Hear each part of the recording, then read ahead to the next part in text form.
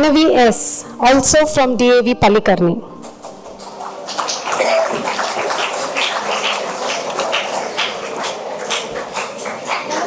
And all present here. My name is Pranavi and I am the founder of EcoLoop. I am coming from D.A.V. Pallikaranai and today I am here to introduce you all to EcoLoop, India's first ever hyper-local cardboard resale marketplace. So let us have a quick reality check.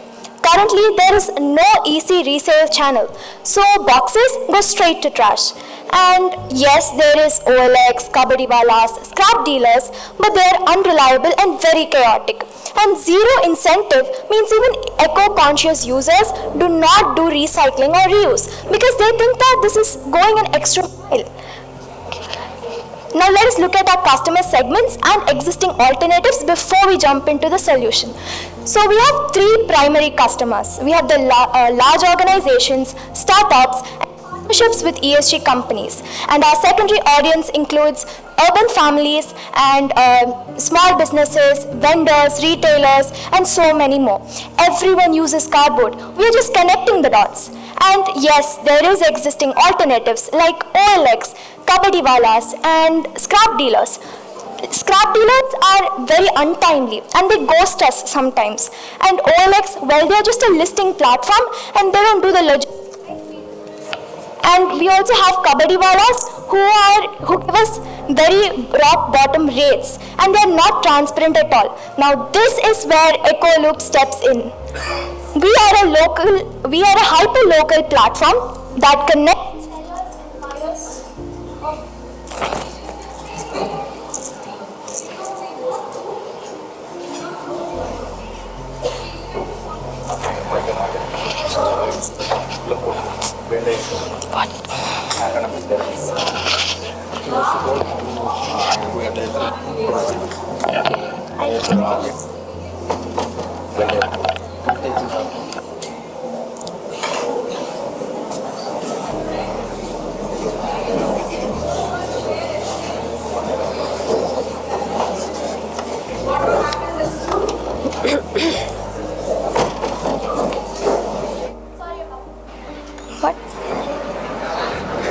Sorry about that. Anyways, our solution is that we are a hyper-local platform that connects the sellers and buyers of used cardboard. And let's have a quick brief introduction about how it works. So a seller posts that they want to sell cardboard and another person, a buyer, posts that they want to buy cardboard, say for shifting their houses. Now we connect these two people based on their location so that the distance is reduced, thereby we are reducing the carbon footprint emitted. Now we manage the pickup and delivery and earn a small commission on each successful transaction. Now of course our service is also present in the rural areas where we use voice-based IVR system and SMS options. And here's why we stand out. So we have hassle-free cardboard resale, meaning we have a commission-based model that has zero inventory. So we are reducing the cost and making this process smooth and efficient for everyone that's involved. And our hyper-local focus builds credibility and trust among the people, since we're starting locally first and then expanding. And of course, this is helping the environment. And we have so many features like smart alerts and Eco Express, gamification of the entire process, which attracts the customers, which no other company is doing. Here's how we connect to the users. So we connect the users from where they're already present, like WhatsApp, B2B tie-ups, and direct calls through their apartment communities, school awareness programs like this one, and of course through direct mouth referrals. And we have a very catchy tagline which says that if we don't do the pickup and delivery by 24 hours, the cardboard is all free. Here's how we measure our success. So we measure our success through the number of deals we close per week, the minimum and maximum time required for the pickup and delivery, and the number of repetitive users we have, and our competitive advantage, how we eliminate or we are different from our competitors, is that we have zero inventory while they do have inventory, and is that we are hyper local. So again, I said credibility and a lot of trust with the customers, and partnerships with ESG companies. Have you ever heard OLX, Kabaddi Walas or scrap dealers partnering with ESG companies? Well, EcoLoop is the first one to do that. And here's our cost structure and revenue model. Our main costs include logistic fees and marketing fees and technological fees. And our revenue for the individual people, let us look at the Tamil Nadu market. So every year, 10 crore kilograms of cardboards are being wasted. That is only in Tamil Nadu. And if we capture 1% of that, 1% is very, very minimum for a startup. So when we capture 1%, we'll be looking at 10 lakh kilograms of cardboard. And then in that 10 lakh, if we have a 3 rupees commission, again 3 rupees is very small, right? We'll be looking at 30 lakhs in profit, and this is only in Tamil Nadu. And of course, we have the ESG companies, and we get revenue from them, but we can't have a quite right number on it just yet. And we are also not disrupted by the 6 Ds, and our service is extremely aligned to the SDG goals given by United Nations. Here's our features. We have so many features ranging from EcoLoop Express, smart alerts which tell the users the number of people that are selling their cardboard or buying cardboards in their hyperlocal area. We also have Eco Coins which gamifies the process. We have verified cardboard and hygienic cardboard. So we really care about the quality and the peace of mind of our customers. And we have a predictive demand AI too, which tells the sellers in which day of the week and which time of the day buyers are more active, so they get extra amount through that. Here's our market crushing strategy. We use a reverse acquisition funnel where we onboard sellers before we actually have buyers. So by doing this, we have supply before the competitors even get to know who the sellers is. And we store all these cardboards in invisible inventory, which means the sellers store it in their own locations. And we also have ESG as a service. Our goal is to make the ESG companies addicted to our ESG dashboard. We will give them the ESG dashboard for free and charge them for bulk prices, and they won't leave our service because they need this for the compliance. And we are not just a pickup service, we are the ultimate ESG compliance weapon, and we have an invisible gamification loop, which means our rewards, our leaderboards and our eco coins, they matter to the consumers because okay, maybe people won't care about the money they make through this, but they will definitely care about the social status. So they will get addicted and attracted towards our service. And we also have the lowest friction platform ever, which means if you don't have an app, you could use WhatsApp. If you don't have WhatsApp, well, no worries. We could cover you through SMS. And if you don't have any of the three, well, we have direct calls.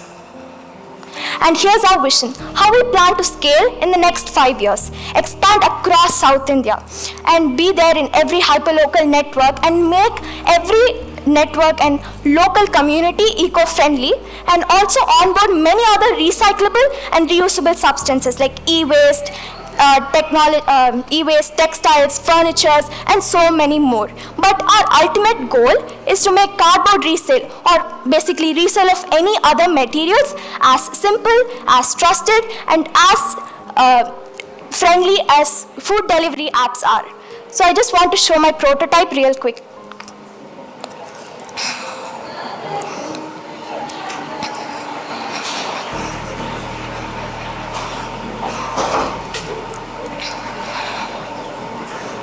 So yes, this is how the login page would look like. You would enter your details. It will ask you if you want to buy or if you want to sell. And let's say I'm buying. I'll enter my location so that it stays hyperlocal, thereby we're reducing the carbon footprints and the quantity. And in this place there would be an AI search engine to generate the nearest person selling cardboard, and yep, we found match, and now we'll buy the cardboard. We also have leaderboard, leadership, and a profile. So join us in turning waste into millions. Thank you.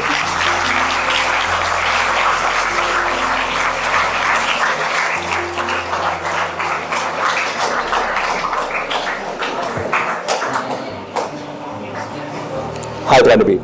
Interesting concept. Really nice to see how we can make better use of our waste. But you put out some numbers on Tamil Nadu in terms of how many kilos there are that is generated, right? So how much does an average household contribute to you for your sellers? Guys in the balcony, please. So we conducted a pilot among my relatives. So there we found out that urban families were doing so much online shopping because we all are stuck in our homes doing our IT works. We can't go out and buy. So we're getting a lot of packaging through e-commerce, and obviously e-commerce contains packaging materials and cardboards. So let's say a person working in an IT household where they don't have time to go out and actually buy the materials, they'd be using a lot of e-commerce services. So on an average, in my houses and my family and friends' houses, they'd be generating around 5 to 10 boxes per week. So we'd be making around 10 to 30 rupees of commission in the starting stage. And if we get even 10 boxes per house, that'll make, I think, a lot of say profit. boxes, like what is the weight in terms of, because you'll sell it in kilograms, right? Yeah, the person who's going to collect the boxes, they'll measure it in kilograms. So how many houses will you have to visit to reach a number of 1% of total? So if you want to make out the profit, we'll go around to 200 boxes. I'm not speaking in terms of kilograms, only boxes. So it depends on the house, right? Like how many people are generating how many boxes. So I think in apartments it would be more than local communities.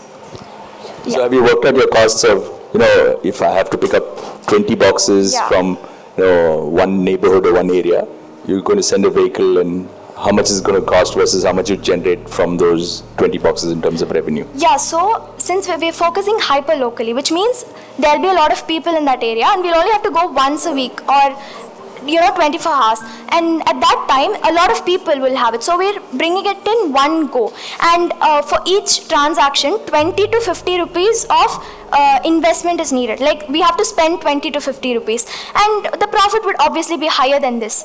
So 20 to 50 is the amount of money that we'll be spending for each transaction. Yep. Thank you. Yes, sir. So, Pranavi, this is a kind of immediate business idea, I would say, right? So, it's not kind of a research project or something.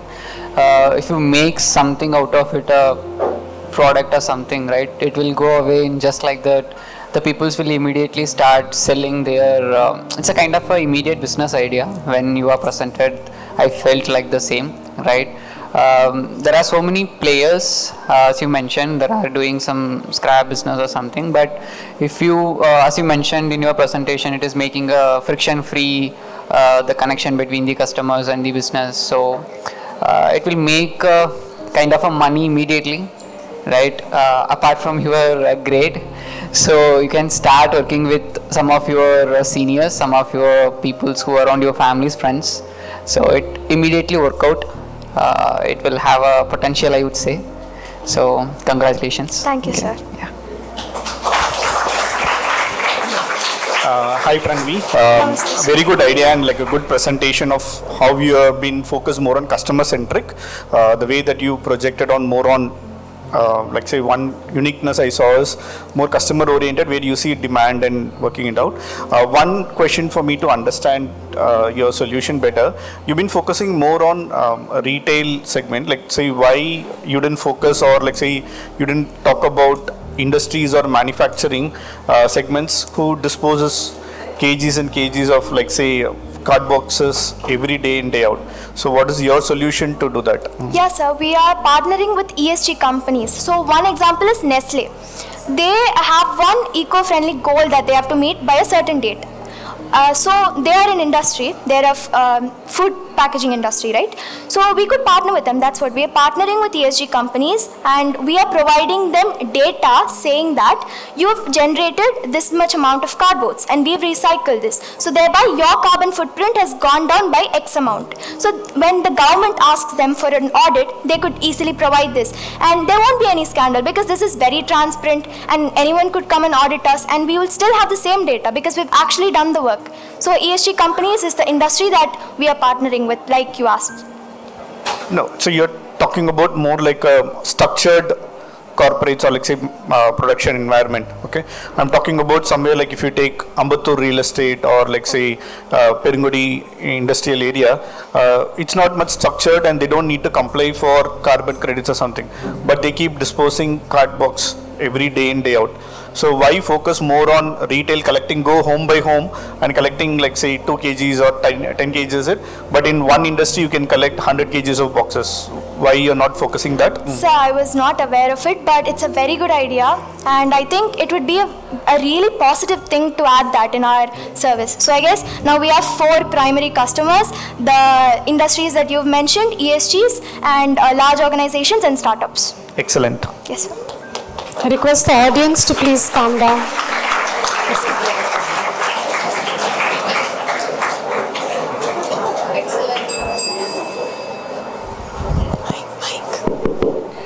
Excellent waste management solution.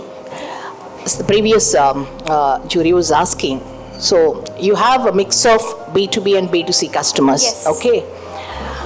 ESG is the responsibility of every business. That's what Government of India says. They started with large enterprises, which are listed companies. So there's nothing like an ESG companies, because ESG is a business responsibility. There are close to about 2 million companies in India which are registered with Ministry of Corporate Affairs, okay, corporate entities. There are many other businesses which are outside it. So every business has to comply with environmental commitment, compliance. So this is applicable, whether it is like he was mentioning. Mandate is given for the top 1,000 listed companies, but they have to ensure that their supply chain partners, their value chain partners, which are your small and micro businesses, also have to comply with this. So there's a bigger market lies there. But the real problem is with the B2C. I live in an apartment, I see the dump on a daily basis, cardboards being dumped, right? No solution. So it has to start from home, from schools, Yes. from children. Yes. The students are more environmental sensitive than even us as parents. So you need to focus on that. That's going to be your biggest market size. Yes, ma'am. Corporates on the other side, yes, that is also there. So technically every business in the country is your customer. Yep. That's how it is. There's a lot many players in this space also, but everybody is again focusing on the B2B space. B2C, that community level, nobody is focusing. That is where your maximum supply comes from. So that is actually should be your TAM SAM. That is actually your SAM. That is what you should be looking at it. Yes, ma'am. So I just wanted that focus to bring, because you have 2 segments which you have to address. Okay, ma'am. I'll Yeah. make a note of it. Yeah, thank you. Thank you, ma'am. Audience, one question. Yeah, so like how do you customize the size of the box you order? Yeah. So the buyer, they would mention, in my prototype, it's very basic, so I have not mentioned it, but the buyer would specify the size of cardboard, the kilograms of cardboard, like the quality, the color, everything. We'd have drop-down boxes for that. And when you select your option, the AI search engine would automatically connect you to the seller that's selling that type of cardboard. So that's how you can customize your wish of cardboards. Okay. Okay, thank you so much. Thank you, Yes. Pranavi. Thank you. We will